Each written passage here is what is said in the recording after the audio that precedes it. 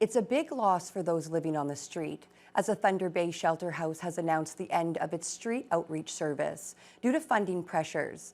The SOS program has operated since 2014.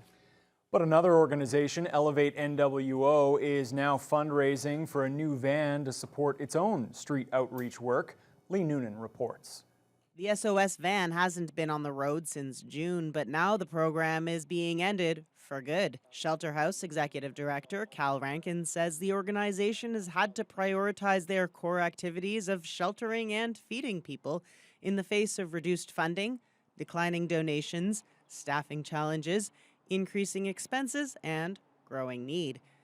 Even after cutting the SOS program, Rankin says the shelter house is still looking at a $200,000 deficit this year. The need is climbing. I think that's evident. I mean, people just have to drive around town, and you can see people that are homeless and struggling all over.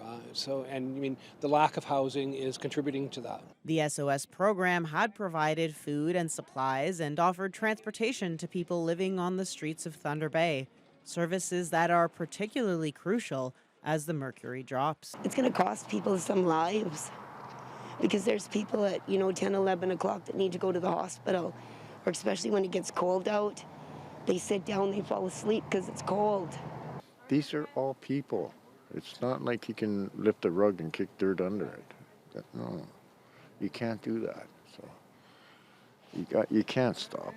You just can't. Across town, Elevate NWO is hoping to help fill the void by enhancing their own program.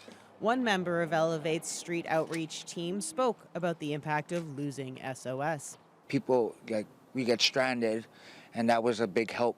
You would call them, and they would show up and take you to the Salvation Army. They would take you to the shelter house. For now, Elevate is running its outreach program out of Executive Director Holly Gauvin's old car.